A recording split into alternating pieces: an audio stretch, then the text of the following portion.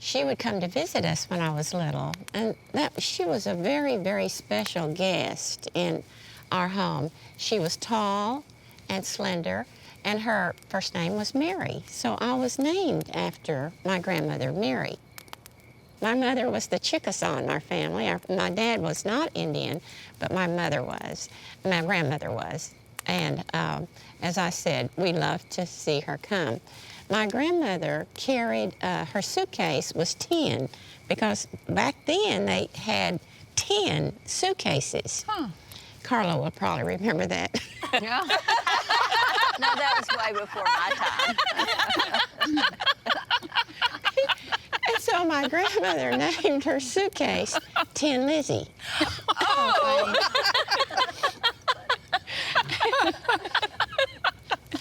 When she would come, it was such a happy visit. We were so happy to see her, and always glad to see her. And when my mom and dad would be working out in the field, my grandmother was there to take care of us. Uh-huh. That reminds me of my aunt. My mother is Chickasaw, and her father was Chickasaw as well. And she had an older sister who I thought was just the neatest person in the whole world. She could cook, she could sew, she could look at something in a catalog, you know, take newspaper or brown bag, you know, paper bags and create the pattern and then sew it up and all of that. She was also worked as a waitress a lot when we were growing up. But what was so cool about it is that she would wear high heels and pearls, and then she would do that as a waitress, and then also when she would vacuum and clean her house. And I thought that was just the neatest thing that she could even do that. But the neat thing about the sewing is my sister Nancy over there and I, there's 18 months. Nancy. Hi. Hi, Nancy. There's 18 months difference in our ages. And I will say I'm the oldest, but anyway, 18 months. But because we were babies together, my mom used to dress us as twins. And we really weren't. I mean, she didn't think of us as twins, but it's like, I think it was like the cheap way to go, you know? I think because we out didn't of the have a lot 6 of kids, money. we were the closest. We were there was always at in least 3 or age. 4 years Yeah. between all the other kids, but we were only 18 months, so we were the closest, so we were like the twins. My mom had a huge impact on me and the way that I do things now. So she got deployed overseas. She was in Germany during the war, and which that in itself, getting you know, an overseas deployment for a female, that was a big deal. I was raised in different areas, but my mother, because of that, she always taught us, you can do anything you want to. Yeah. And as y'all know, I'm not very traditional in a lot of the things that I do, because I run equipment and do all my own hay and then run cattle and everything. And because I've always been taught I can do whatever. Between that and always saying, well, if a man can do it, I can do it. Then you know, that helps me figure out things that I need to. But it was because of her and seeing what all she had done and accomplished. Back then, there were so many barriers. You know, it was really hard. I really wanted to talk about my grandmother more, because she and my aunt were the ones that had a lot of influence on me. My grandmother was the one that kept telling me, and it didn't mean a lot to me at the time, she kept saying, you know, you're Fox Clan. You need to remember that. And of course, that meant nothing to me. I mean, as a little girl, that meant nothing.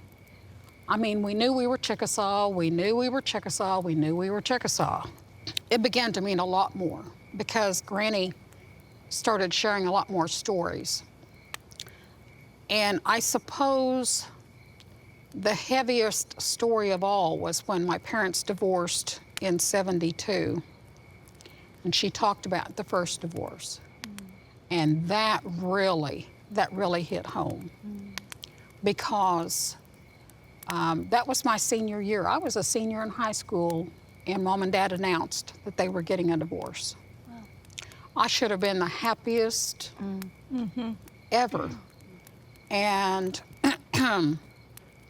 thanks to my granny, that story about the first divorce, which of course is now published in a book, that story, my shoulders felt like feathers after she told me that story. And I thought, I can do this. Yeah. I can do this. I can graduate, I can walk across that stage, and I'm going to be fine. Because always, always, both my parents are going to love me just the same, and I'm going to be fine. Right. Those stories, our stories, carried a lot of weight. Yeah. Those stories, they have to keep being told. Absolutely. Yes. Hazel, how about you? How about you? My mother, I guess she was my best friend, loving mother, took care of all of us, and like everybody else is saying, she did a lot of things that just to have, that we would have everything that we needed. But you know, the main one that I can always remember that was a real impact in my life was my granny. My granny was the ones that I would go to, and she taught me a lot. She couldn't speak English, but she understood it. She always had people because she was the Indian doctor, that's what they called her. So she started teaching me the herbs and all these things, and the people would come and they didn't understand her.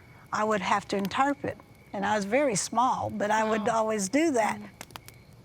We grew up knowing that it's just an unsaid thing. Sharing is just an unsaid thing. It's unspoken. You share.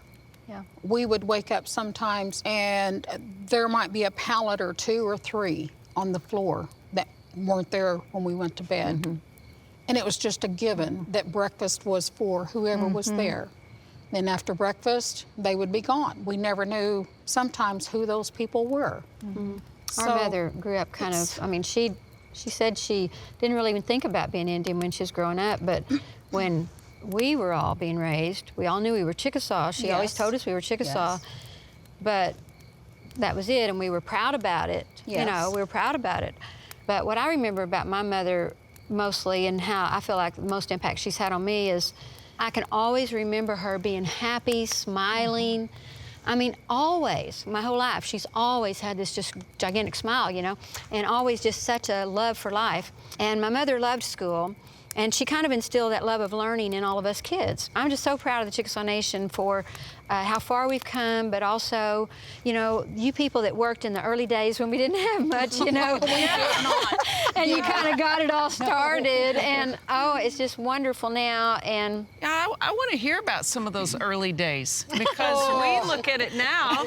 There were times we had to bring our own pens and pencils from home. oh yeah. Now, so what year are we talking? 86, 7, 8 maybe. 1987 for me. I think it was right after going there, 'cause Glenda and I actually 75. Yes, 75, and then Jeannie. 50. Oh.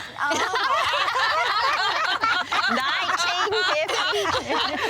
57. And when I went to work, everybody was planning for the annual meeting. And everybody was so busy, and I was just so new, and everybody was just planning and planning, and so they all kept saying, you know, this will be Bean Day. And I finally said, you know, what do y'all mean? What do you say, Bean Day? And I thought it was something we all got together and ate beans. And they said, we call it Bean Day because that's where we have our annual meeting at. We have it at Bean School. Yeah. And I think it's the people that worked so hard that you saw, and you worked with them, and you wanted to help out. You wanted to work hard, and you wanted to help them out, because these people were so dedicated. Governor James, in the interview, kind man that he was, one of the first questions was, you will become a servant to our people. Can you do that? Yeah. I had never in my life been asked if I could be a servant to anyone. And he was serious, of course. So I thought, well, I I can serve. I can serve people. I went to work sitting right next to Yes, you Glenda. did. Galman. Yep. And we sat right outside the governor's office, and we opened every single piece of mail that came through We the Chickasaw did. Nation. We stamped it. We were the mail room. And I remember the mail room. we typed letters. We talked to people. We did, Yes. lots of it, because he was building, everything. And Glenda moved to the museum. He moved me down to the old Chickasaw Motor Inn, Yeah. which I'd never run a motor in, but I'd done theater before, so I could play like I did. Hotel manager. Acting like a hotel manager. But it was a lot of fun. You thought I knew what I was doing. Only a sister can say that. One thing about the Chickasaw Nation and the Chickasaw people and the people who work here is that there's a desire to connect. Yes. Yes. Yes. There is. It's inherent in you to do that. Yes. When the headquarters was first built, Oh, yes. Yeah. Ada gave the Chickasaw Nation Yeah. the Little League ballpark there, and the headquarters, the first really big headquarters, was built there. And I'm proud. But Me too. my husband wasn't Chickasaw, he was Choctaw, but like I said, we turned him into Chickasaw. I'm doing that too. I'm doing that too. You know what I hear is, as I listen to each of you, is that the hardships that Yeah. so many of your families Yeah. went through. You brought all of what they gave you of, I can do it. You can do whatever. And maybe our young people don't speak up enough about being Chickasaw and how to be proud of it. But I think maybe what we need to leave with our young people is the ability to speak up and let them know what Chickasaw is all about. Well, I'm kind of proud of where the Chickasaw Nation is going with our youth, because we have the leadership programs, we have a lot, like I said, teaching the language for a lot of the young people, and the work study program they do during the summer, where they've incorporated a lot of the cultural aspect too. We're going in the right direction. Yes.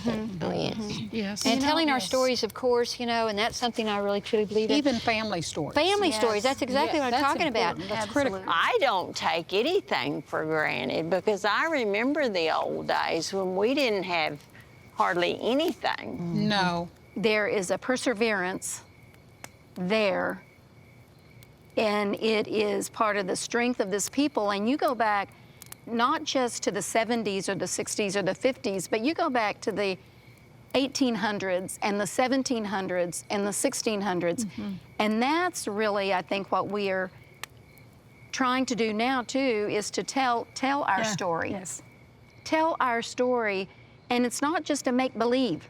Right. This is a people that could have been destroyed at any time in the last 500 years. What kept them together?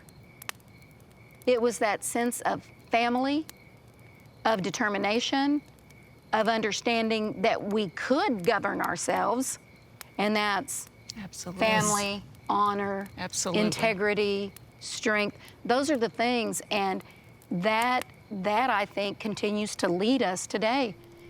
I always remember the one thing that my granny told me was, she said, yes, but one day I'll be gone, and I want you to carry it on.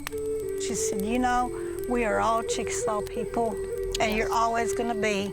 And she said, and the one thing that we do is we love each other.